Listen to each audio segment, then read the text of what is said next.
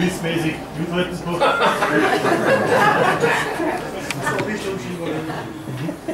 Ja, mit der ÖDP-Größe. Mit der ÖDP-Größe. Ja, wir waren schon öfters mit der ÖDP benannt. Der Rassek hat es gesagt, wir sind auch gegenseitig Mitglieder geworden.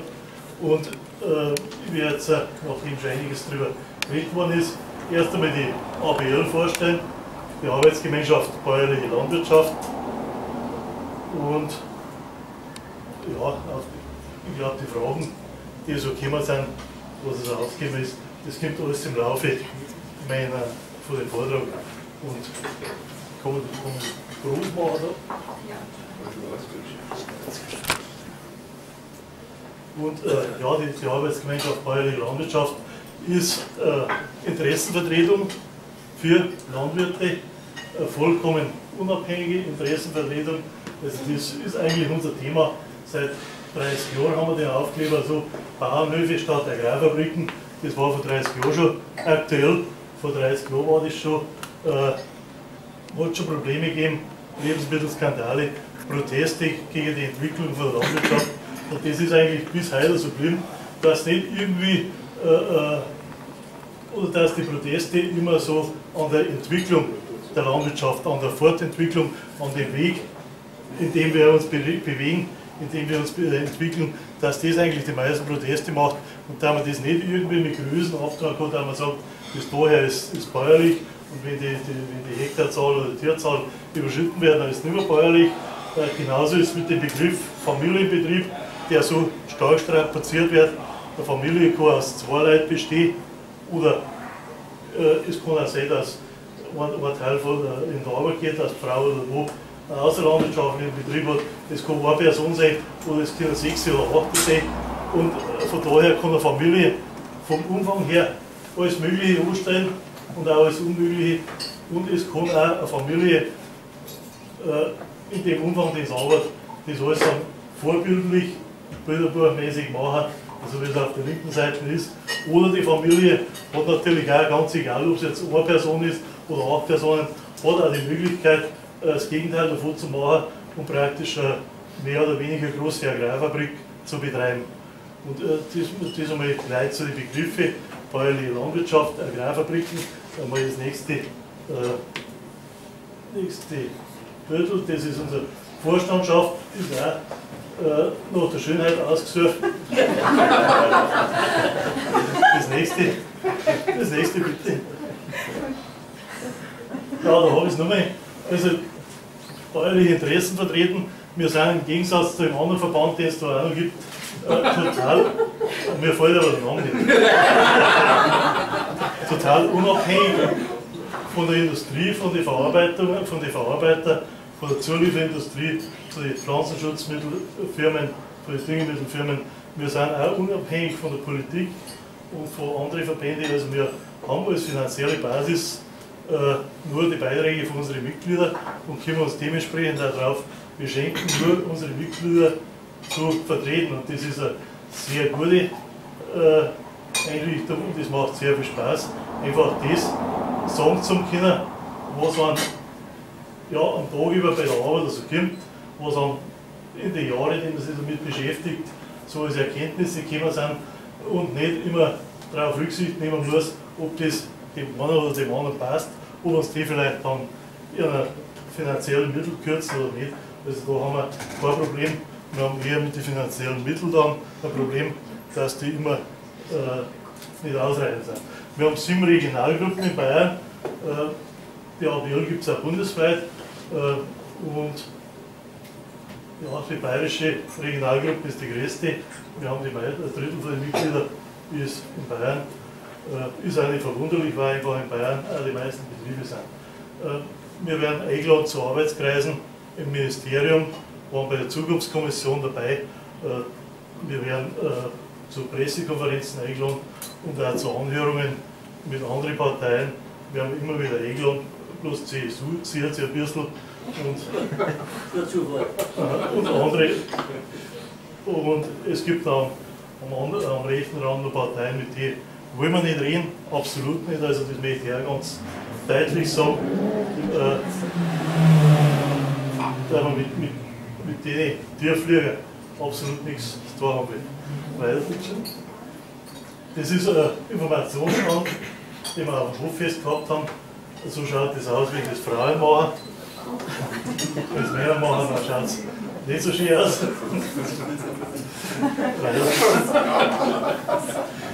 Was wesentlich ist für unsere Arbeitsgemeinschaft und für unsere Arbeit, ist auch, dass wir uns nicht abigeln, wenn wir nicht sagen, wir sind die Bauern, sondern also Wagenburg-Mentalität, wir sind die Bauern und die ganze Gesellschaft ist gegen uns und die möchten nur das billigste essen und jetzt haben sie schon wieder was zum Kritisieren und das passt ja nicht und das passt ja nicht und dann kommt der böse Bund Naturschutz und kritisiert auch noch was und die Tierschützer kommen auch noch und die Umweltschützer und jeder hat irgendwas, sondern es ist ja so, wie der Herr Rasek zuerst schon gesagt hat, wir arbeiten einfach mit den Lebensgrundlagen, die Bodenfruchtbarkeit ist einfach eine Lebensgrundlage für das ganze Volk, das Wasser, die Luft, das Klima und da können wir nicht einfach als Bauern sagen, das ist mein Acker, da mache ich was ich will und das ist meine Steuer, da möchte ich machen was ich will und da haben wir keiner was zum Teilen, das funktioniert nicht. Also das Agrarbündnis ist sehr vielfältig, da kommt jetzt noch eins, da sieht man die Teilnehmer, also es sind bäuerliche Gruppen wie ABL, BDM, dann Umweltgruppen, die Verbände vom ökologischen Landbau sind dabei und dann auch kirchliche Gruppen und dritte Weltgruppen, weil unsere Landwirtschaft hängt ja sehr wesentlich damit zusammen, es wirkt sich sehr wesentlich aus auf die Landwirtschaft in der dritten Welt und ja, da kommen wir später noch drauf.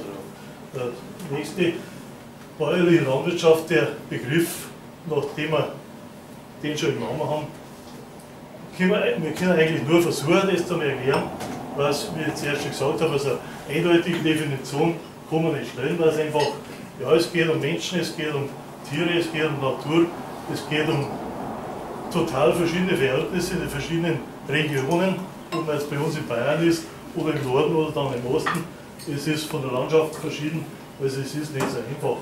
Wichtig erscheint uns, dass die Produktionsfaktoren Boden, Arbeit und Kapital, also dass der Boden im Eigenbesitz ist oder ich möchte da mehr beurteilen, wer Pächter ist, aber der Bach oder der Grund muss langfristig verfügbar sein, aus dem ganz einfachen Grund, wenn ich den Boden erhalten möchte und verbessern möchte und den Humus aufbauen, das ist ein Prozess, der dauert, das wissen alle Bauern, bis es besser wird, das kann 30 Jahre dauern, eine ganze Generation kostet wieder, dass du das verbesserst und dann merkst du es ein bisschen und wenn du Glück hast, dann ist es besser geworden oder du hast ihn erhalten können.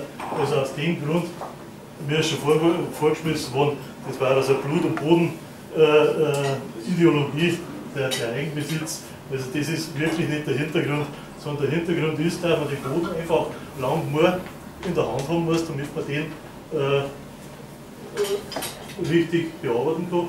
Und die andere Folge ist, wenn ich bloß kurzfristige Pachtverträge habe, dann bin ich ja der Blöde, wenn ich da Zwischenfrucht anbaue, wenn ich da Humus aufbaue, wenn ich da Kalk fahre, wenn ich versuche, das zu verbessern, dann bin ich der Dumme, wenn es nach 5 Jahren heißt, aber der andere zahlt um 2,5 Euro mehr, dann habe ich das praktisch schon umsonst gemacht. Es ist mit der Arbeit so, das ist auch so gesehen ein reiner Produktionsfaktor, wenn man es als Produktionsfaktor bezeichnet, aber es ist halt dann doch so, dass von Menschen abhängt, dass die Arbeit von Menschen gemacht wird und da kommt es halt darauf an, ob die Menschen, die den Hof bewirtschaften, die Viecher halten, ob die eine Verbindung haben zum Boden, zu den Viechern, ein bisschen emotional dabei sind oder ob es Angestellte sind oder Saisonarbeitskräfte, die halt schnell wechseln und dann wieder gehen oder dass der Betrieb so groß ist, dass der Einzelne gar nicht mitkriegt, den ganzen Prozess, dass der Einzelne seinen Einfluss auf das Ganze gar nicht feststellen kann, was auch in der übrigen Wirtschaft, in Fabriken, auch oft ein Problem ist und auch ein Nachteil, dass die Einzelnen nicht genau wissen, was sie eigentlich machen. Und mit Kapital, das hängt mit dem Boden zusammen, das ist aber dann auch die Grundlage oder Kapitalbasis, Eigenkapitalbasis oder umdrehen muss ich sagen, wenn ich alles fremdfinanzieren muss, wenn ich die Jungtiere schon nicht kaufen kann und dann Kredit brauche oder Dünger und Saatgut auf Kreditbasis finanzieren muss, dann bin ich schnell so weit, dass man die Bank dreht, dass die Bank sagt, mach das und mach das, das andere finanzieren wir nicht, wenn du das so machst. Und dann geht die Unabhängigkeit verloren und das ist ein wesentlicher Faktor, dass man einfach, wie ich schon erklären versucht habe, selbstbestimmt und eigenverantwortlich handelt und das auch selber dann verantworten muss von sich und von den anderen, von der Gesellschaft. Und ja, das führt dann auch dazu, dass man, wenn man von der Voraussetzung ausgeht und nicht den Konkurrenzkampf im Vordergrund stellt, dann kann man zusammenarbeiten, so wie man sich das im Dorf im Idealfall vorstellt. Und ja, es ist ein bisschen ein Idealfall, weil sagen, die Bauern haben schon immer so ein bisschen das gehabt, wer der Größte ist im Dorf, aber man muss halt nicht noch unterstützen und als Ziel einstellen, das klappt das so schon. Gut, das nächste.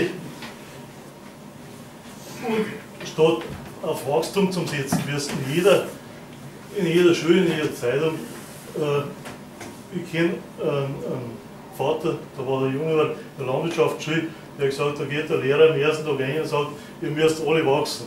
Rein von daher schon ist ein Blödsinn, weil nicht alle wachsen können, weil dann wird er eigentlich sagen, die Hälfte kann man vergessen und die anderen sollen wachsen, aber er kann nicht sagen, alle sollen wachsen. Also wer Wachstum und Strukturwandel als Grundgesetz und als Grundvoraussetzung hinstellt, der muss zugleich immer sagen, und das gerichtet an den anderen Verband, der muss zugleich immer sagen, die Hälfte habe ich schon abgeschrieben, weil sonst können die anderen nicht wachsen. Also es ist dann auch unredlich für alle einen Beitrag zum Kassieren, wenn man schon die Hälfte abgeschrieben hat. Also man muss da ein bisschen ehrlich bleiben.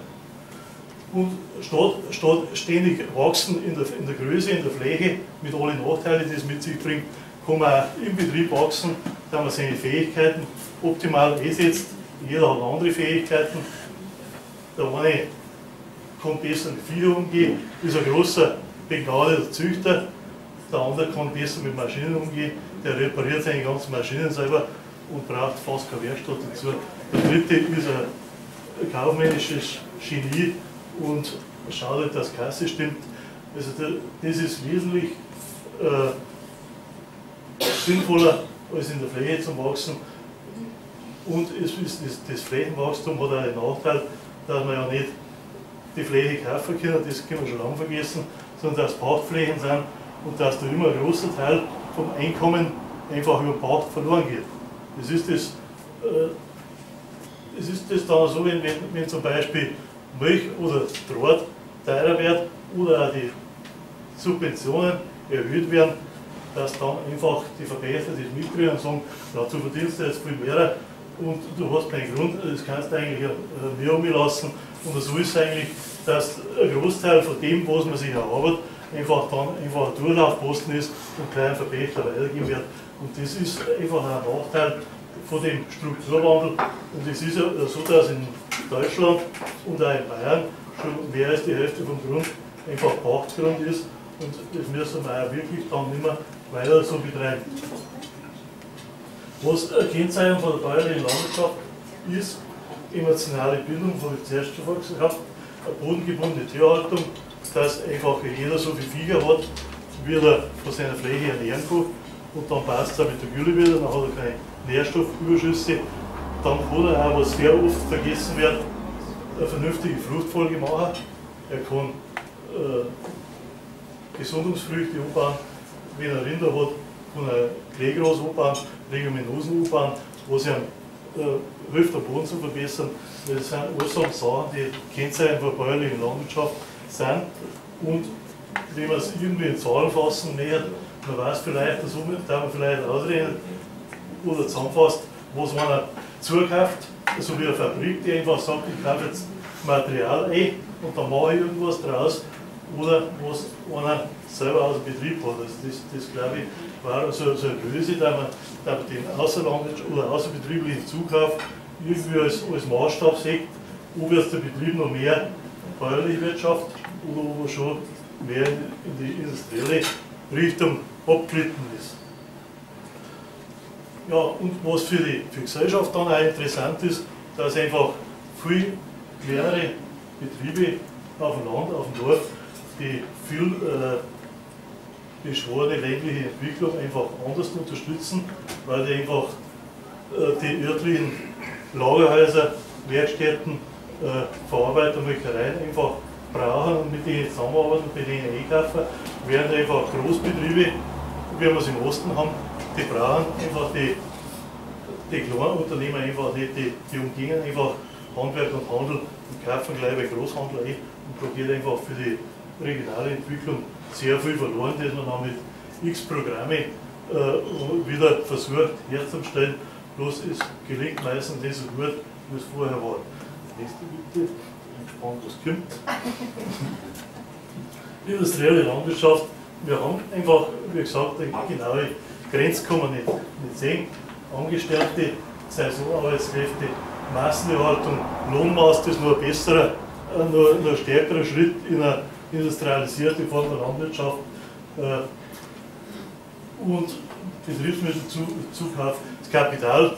Es ist dann so, dass die Betriebe in der Größe kommen, das Kapital von außen kriegen, dass sie interessant werden, weil so Kreuzler wie wir sind, möchte ich mal sagen, in Bayern sind wir alle verglichen mit den ostdeutschen Betrieben, die schauen uns alle als Kreuzler an.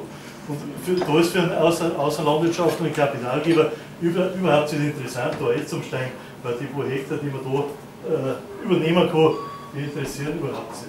Aber wenn einmal die Betriebe wachsen und größer werden, dann wäre es interessant, da zu investieren.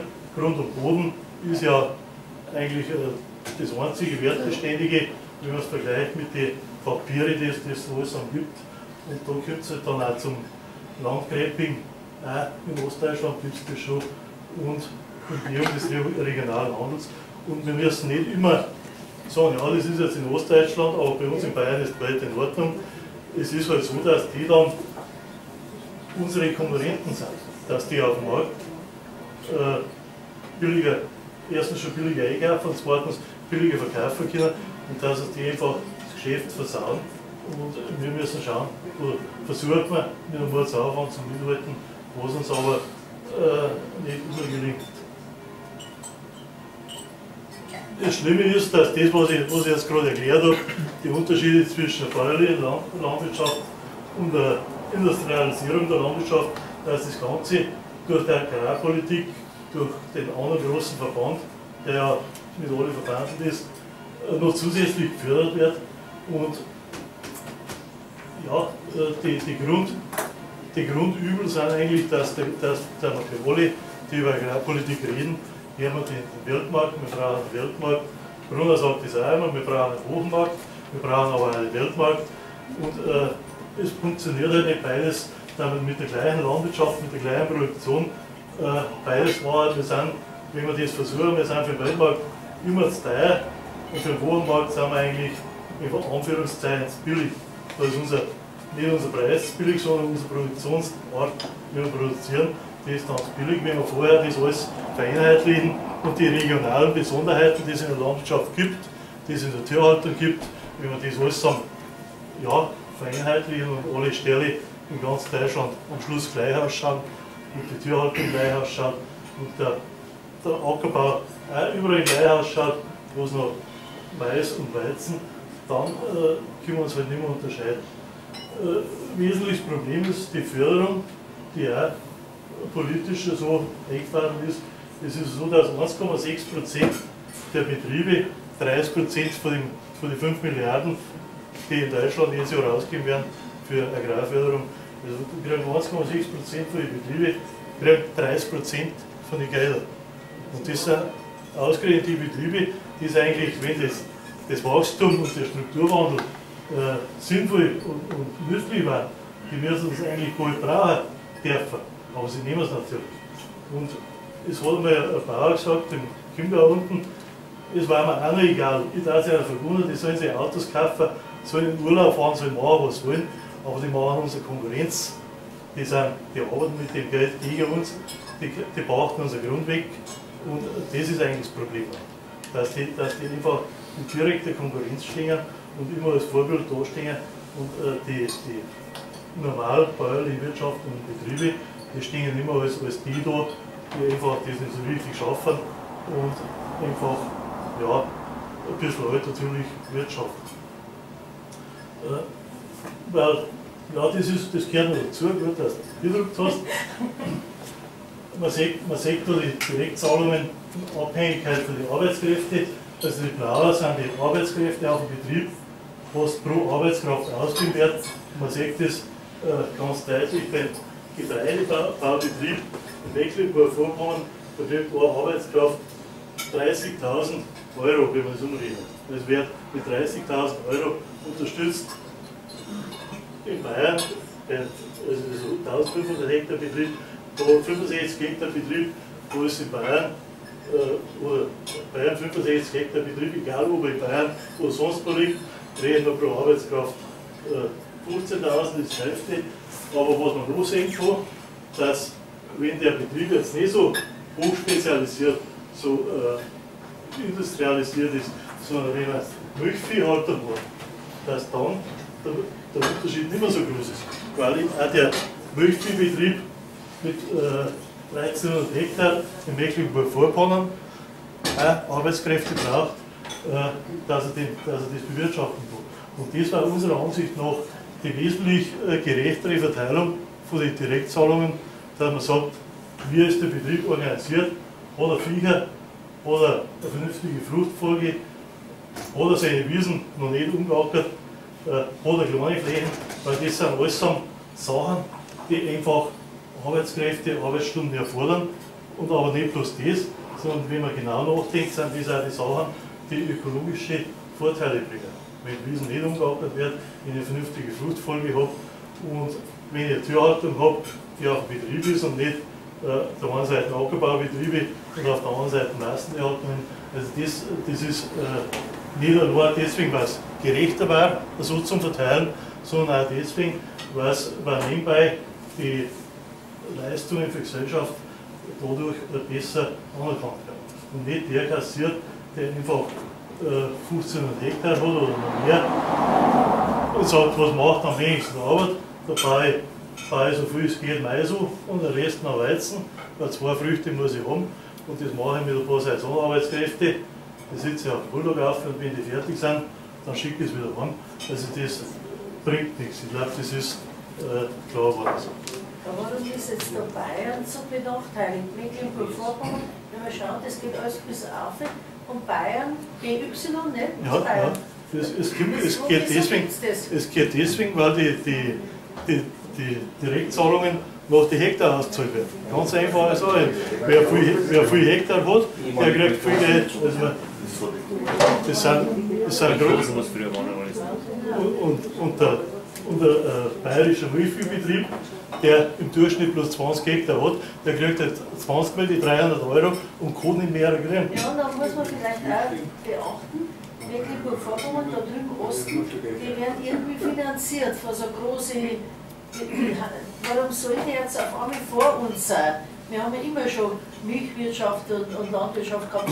Wieso haben die jetzt so vor uns? Das ist ganz richtig. Und die werden finanziert von so großen, wie Sie schon gesagt haben. Ja, also das Wichtigste ist einfach, dass von den Subventionen schon so finanziert wird.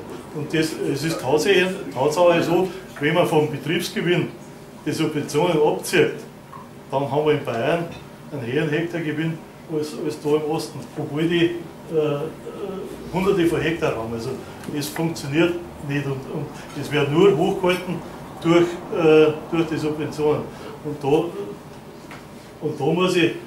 haben wir schon oft mit den Grünen auch uns in den Haar gekriegt, weil die Grünen, das haben wir seit Kühnast schon, die sagen ja immer, ja, aber das sind die einzigen, die Arbeitskräfte haben, Arbeitsplätze bieten auf dem Dorf und die können nichts weg tun, das müssen wir weiter unterstützen, aber nicht so.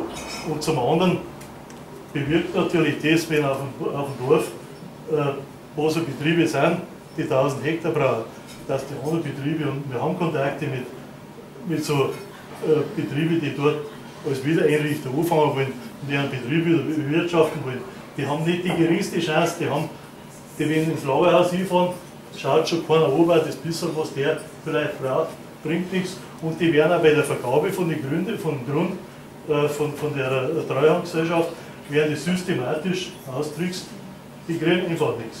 Und auch schon mit der, ja, was auch irgendwie verständlich ist, dass ein außenstehender Betrachter sagt, ja, jetzt ist so ein großer Betrieb da, was möchten der mit seinen 20, 30 Hektar da vernünftig wirtschaften, das ist ein Außenstehender, der vielleicht für das verantwortlich ist, halt zum Erklären.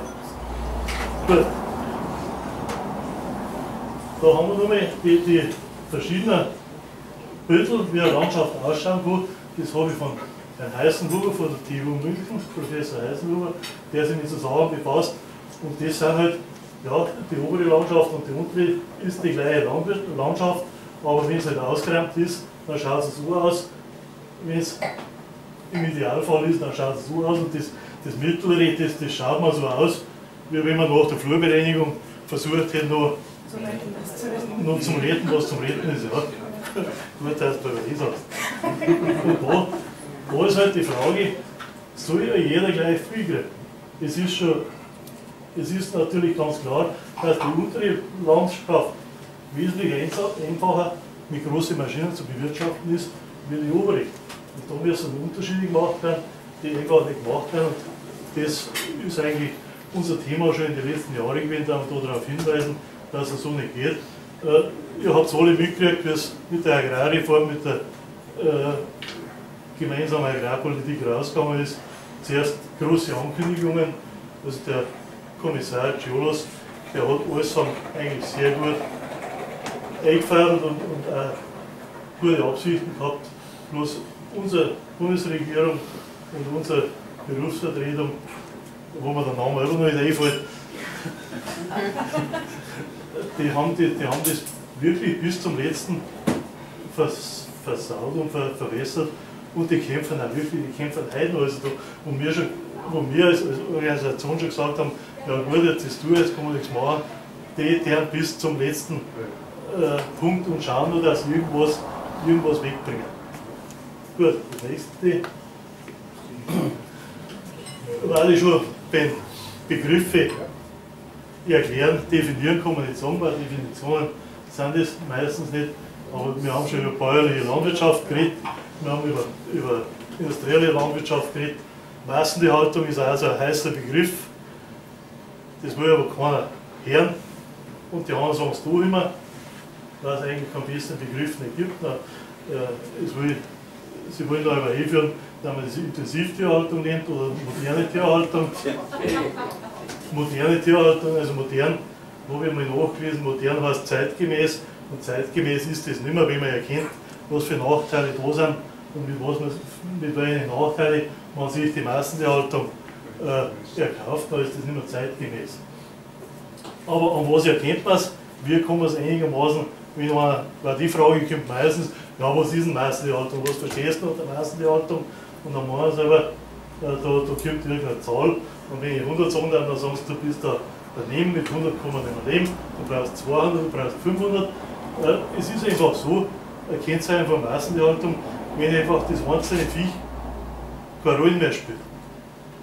Wenn ich nicht mehr das kranke Viech behandle, weil es krank ist, und dann wird es wieder gesund, sondern wenn ich einen ganzen Stall da habe und da sind ein paar krank, da gibt es so Schwellen dafür, ab wann man dann ein Medikament einsetzt, sind ein paar krank, da sagt man, ja, jetzt muss ich alle behandeln, weil ich kann nicht da raussuchen, ist auch verständlich. Als Bauer kann ich das verstehen, wenn ich so einen Stall habe, vorher Hühner oder Mastschweine, kann ich nicht heute die behandeln und dann nächsten Tag sind die anderen krank, dann behandle ich die anderen und wenn ich hinten fertig bin, dann fange ich vorne wieder an, weil sie die anderen wieder hochgesteckt haben.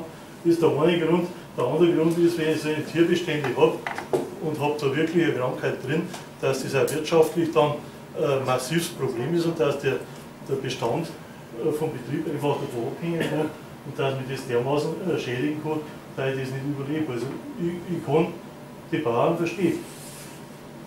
Aber es ist halt das System, das einfach nur funktioniert und ich habe es unten hingeschrieben, Antibiotika-Einsatz ist einfach da in einem höheren Maß, notwendig und man hat das jetzt in den letzten Jahren, nachdem man das immer so unter dem Tisch gehalten hat, haben wir das einmal anhand von den Verkäufen und die Postleitzahlen, wo hingeliefert wird, festgestellt, wo die Antibiotika, die Tierantibiotika hingeht. Und da haben wir festgestellt, dass ein Drittel von der Gesamtmenge von den 1700 Tonnen in Deutschland, ein Drittel von der Menge geht in 5 Landkreise. Und welche Landkreise das sind, das Werts-Eileron, das ist Vechta, Kloppenburg, da oben, wo es halt am ärgsten zugeht.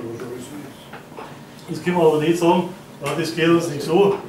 Ihr habt da ein Problem damit, wir haben in Landshut, Hohentann auch schon ein Problem damit. Es ist, wie ich zuerst gesagt habe, es ist die Entwicklungsrichtung, die uns einfach alle irgendwann ergreift. Und wenn wir erst warten, bis die Betriebe, die wir noch haben, von denen, wo ich keinen irgendwie verurteilen möchte, also wir haben zuerst gesagt, Biobauer, bin ich lange nicht mehr so stolz drauf, oder stolz bin ich schon noch drauf, aber es ist nicht mehr die Bedeutung, wie es vielleicht für mich vor 20 Jahren gehabt hat. Weil einfach, wenn die Biolandwirtschaft in dem System drin sich weiterentwickelt und die gleiche Entwicklung nimmt und die gleichen Fehler macht und auch in die gleichen Größen wächst und auch Tierbestände hat, das einfach, wo ich einfach sage, wenn da auch Bio draufsteht an dem Stall, dann möchte ich kein Biobauer mehr sein. Da hängen wir alle gleich drin und es gibt halt andere Bauern, die ihren Betrieb in eine andere Richtung erweitert haben, die Ställe gebaut haben, die vielleicht noch 10, 15 oder 20 Jahre stehen müssen, damit sie sich abzahlen. Zudem kann ich nicht sagen, du bist ein Tierquäler, du bist ein Verbrecher, was machst du da überhaupt, hast du überhaupt kein Gewissen, sondern zudem kann man sagen, wenn der Stall abgezahlt wird und dann oder abgezahlt ist oder neu gebaut werden muss, oder wenn der Betrieb übergeben wird, oder wenn so Entscheidungen bevorstehen, dass man sagt, jetzt müssen wir uns überlegen, gehen wir noch weiter, machen wir es mit doppelt so groß und machen wir den Wettbewerb mit, oder machen wir was Vernünftiges, machen wir was anderes. Und da war es halt auch wichtig, dass unsere Agrarpolitik da davon wegkommt, dass wir Weltmarkt bedienen können, dass wir die steigende Weltbevölkerung ernähren müssen. Das verzeiht auch jeder auf einer Bauernversammlung, jeder Düngemittel- und Spritzmittelverkäufer und Futtermittelverkäufer, die verzeihen die Bauern alle, wir müssen die Weltbevölkerung ernähren. Und weil das immer mehr werden, ist das das höchste Geschäft für Bauern. Ja, für den Futtermittelverkäufer ist schon das Geschäft und für den Spritzmittelverkäufer auch. Der hat das höchste Geschäft. Aber für Bauern ist es immer so, dass sie einfach zum Niedrigstpreis liefern müssen für den Weltmarkt. Und es ist einfach ein blödes Geschäftsmodell, wenn ich mit einem Futter, das ich nicht habe, Fleisch erzeugt, das ich nicht brauche, und dann ein Leid verkaufen will, das nicht zahlen kann. Also, wer sich das ausdenkt hat.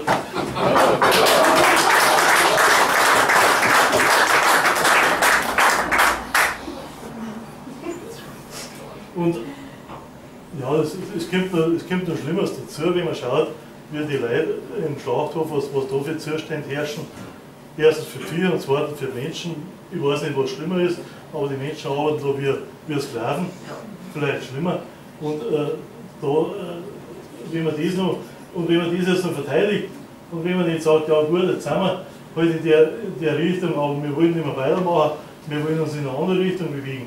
Wenn man das noch verteidigt und wenn jede Kritik an dem System dann umgelegt wird in eine Bauernfeindlichkeit, dann sagt man, schaut her, das sind alle gegen Bauern, da kann ich einfach unsere Berufsvertreter nicht mehr verstehen. Und es ist eigentlich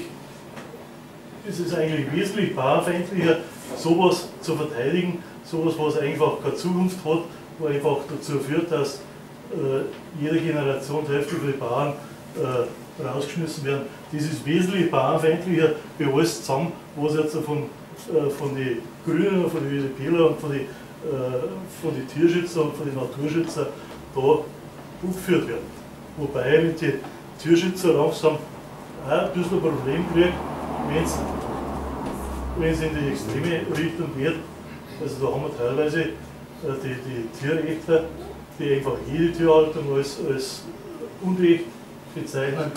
Die finden natürlich bei der Entwicklung der Landwirtschaft und wie wir das gut heißen, da finden die natürlich Sympathisanten, die finden Leute, die einfach sagen, ja, so Unrecht haben sie nicht, aber wir sind es extrem. Und wir haben schon Fälle gehabt, aber aus Augsburg ist mir gestern berichtet worden, dass bei so einer Veranstaltung nicht einmal der ABL zulassen worden ist, einen Stand hinzustellen, weil es gesagt hat, wir gehören dazu, zu den Tierquälern.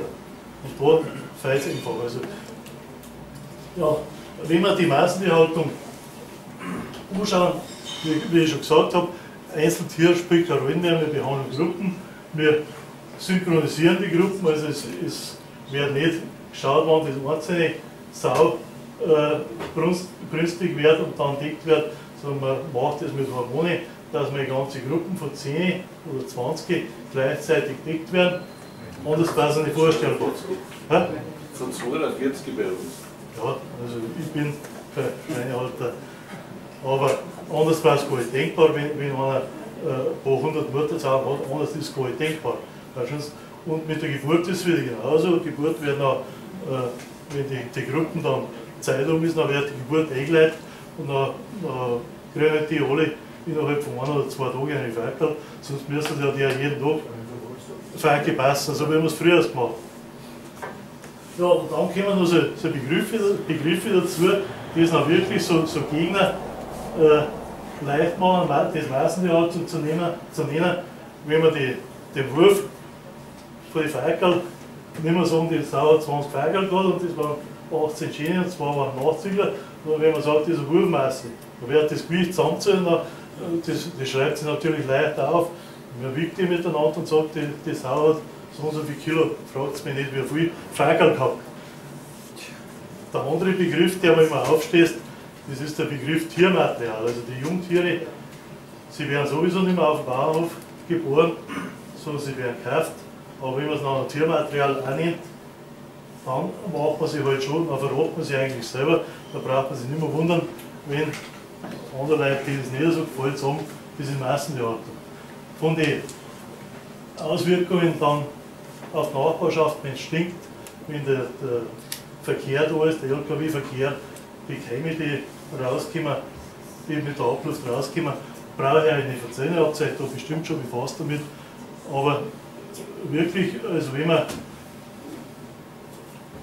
die Entwicklung anschaut und wenn man da was verhindern will, dann muss man immer schauen, dass die Betriebe und die Bauernhöfe, die man hat, erhalten werden, auch mit neuen Vorschriften und Auflagen, wo wir alle eigentlich darunter leiden und darüber jammern immer, über die Bürokratie.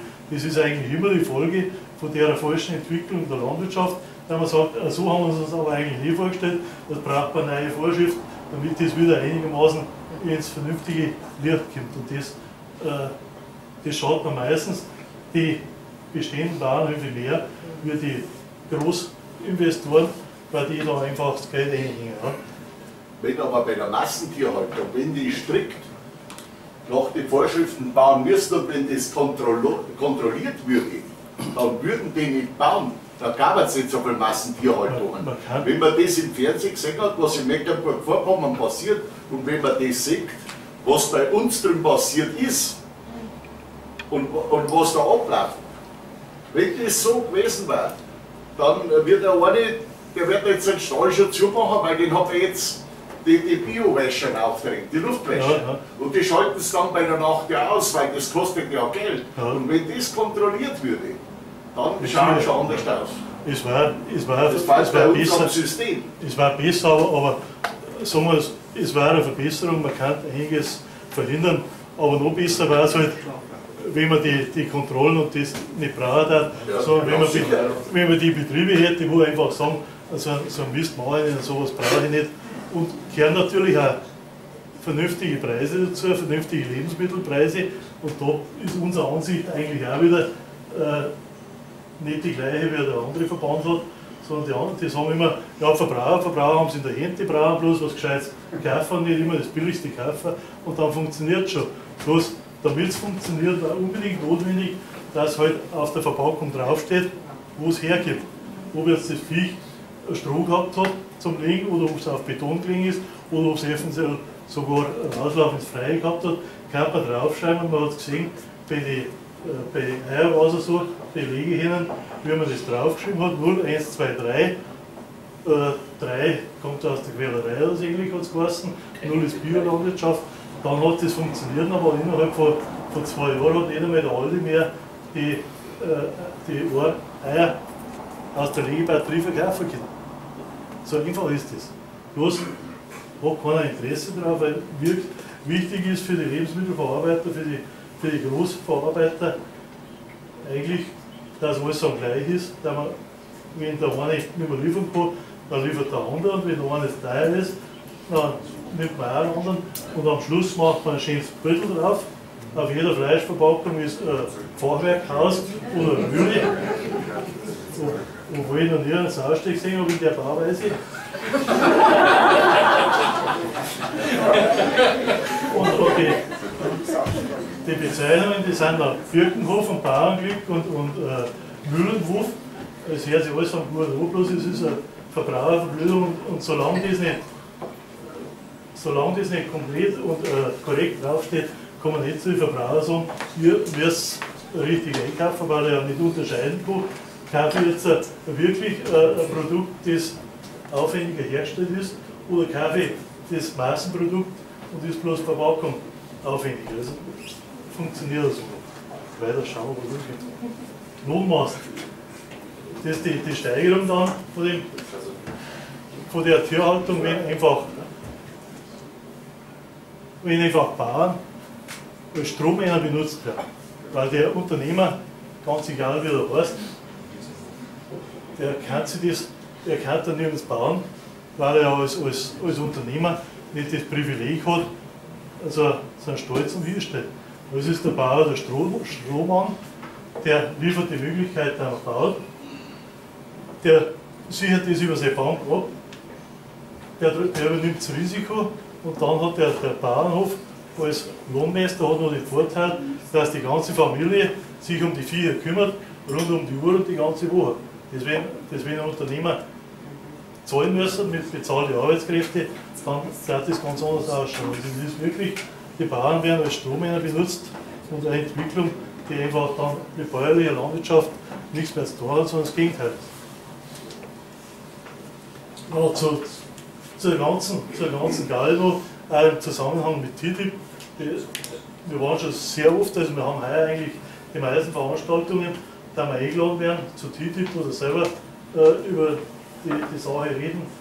Das ist das erste Mal, was in Eigelsbach heuer im Frühjahr, wo mich wie eingeladen hat, haben wir gedacht, jetzt muss ich das auch noch anschauen, was das ist.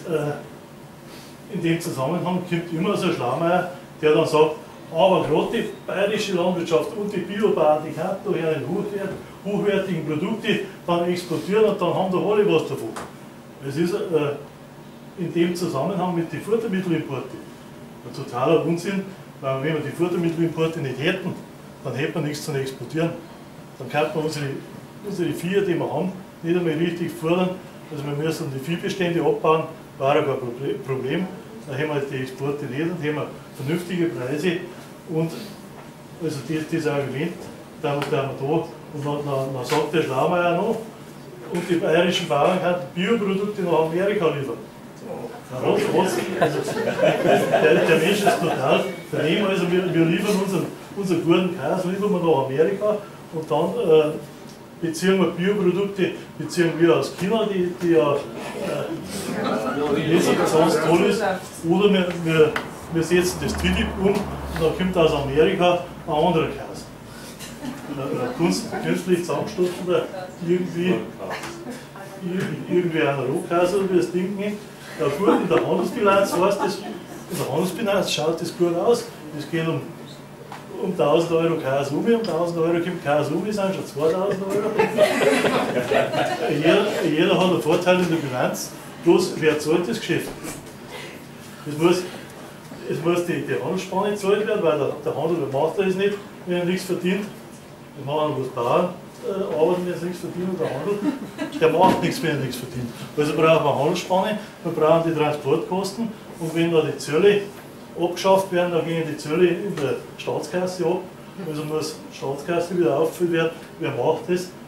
Der Steuerzahler, der kleine Mann, der die Lebensmittel kauft, oder der Hersteller, der Produzent, der es billiger produzieren muss, der dann gezwungen wird.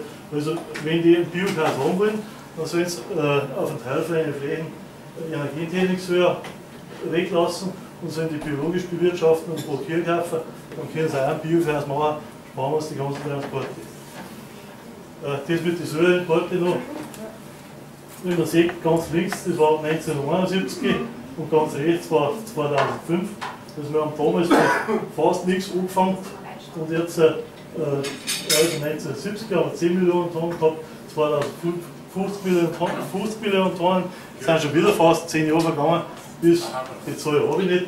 Bloß auf was ich raus will, wenn wir uns die älteren Semester erinnern, an die Jungen wissen das nicht mehr, an 1970 ja, ist irgendjemand rumgerannt und hat gesagt, ja, mein wenig noch gerade Fleisch zum Essen hätte.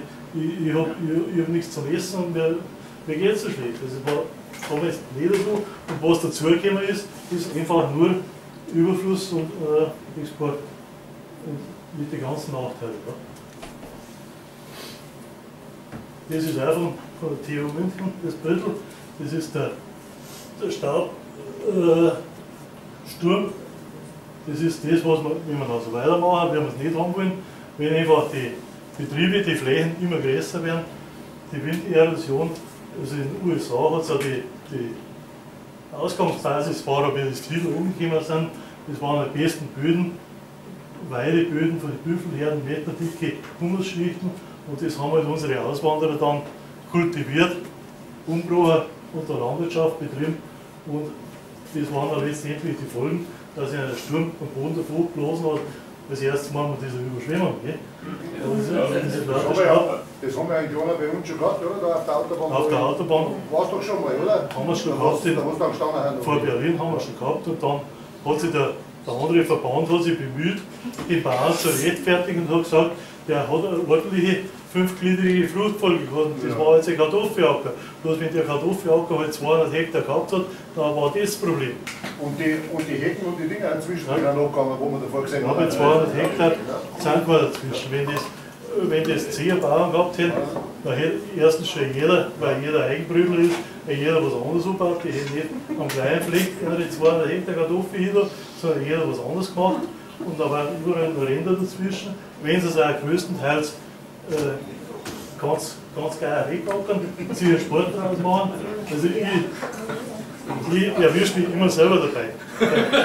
Das ist so eine sportliche Sache, da man sagt, ich möchte die anderen zahlen, da ich richtig ackern kann. Das ist da der Hintergrund. Aber was von der Teerstraße jetzt mitgeht. Aber trotzdem, wenn halt die Flächen leer sind und wenn eine Abwechslung dazwischen ist und wenn zwischendurch einmal wieder Wiesen kommt und die Felder schon unterschiedlich bewirtschaftet werden, zu unterschiedlichen Zeiten, dann ist das nicht so tragisch. Was haben wir denn gemacht? Bodenerosion, das ist in Mecklenburg-Vorpommern gewesen und da reicht dann letztendlich, wird es immer schlimmer, je größer das Einzugsgebiet ist, je größer die Felder sind, weil dann immer mehr Wasser zusammenläuft und das findet irgendwo eine Spur oder eine Furche oder was und da läuft es noch ab und dann wird es immer schneller. Da steht tatsächlich, das unten ist eine Kanalisationsleitung und das nächste haben wir in der Halle auch schon gehabt, dass wir haben der Hopfer, das war 2011 Hagel und die Abstimmung. Wir haben. Da war ja nichts drauf, du zahlst da in die Gegend, ja, so scheint der Bestand nicht. Gut, das nächste. So wollen wir es ungefähr haben. Da können wir alles haben. Da ist das, was ich zuerst gesagt habe, wenn einfach der Hang wieder unterbrochen ist, dann ist die Erosion nicht so schlimm. Was im Zeiger ist schon falsch.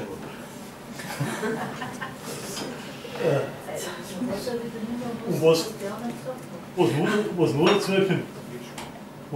kommt, das wir bisher vergessen haben und was man ein Bauern sehr schwer erklären kann, dass einfach die Strukturelemente, sagt man technisch gesehen, die Ränder, die Hecken, dass es Lebensräume sind für Nützlinge. Und es sagen zwar alle, sie wirtschaften mit der Natur, bloß wenn ich der Natur nirgends einen Platz lasse, also wie ich das mache, wenn ich da meine Flurkünste zeige, wenn die Natur nirgends einen Platz hat, dann möchte ich wissen, wo die Nützlinge leben sollen.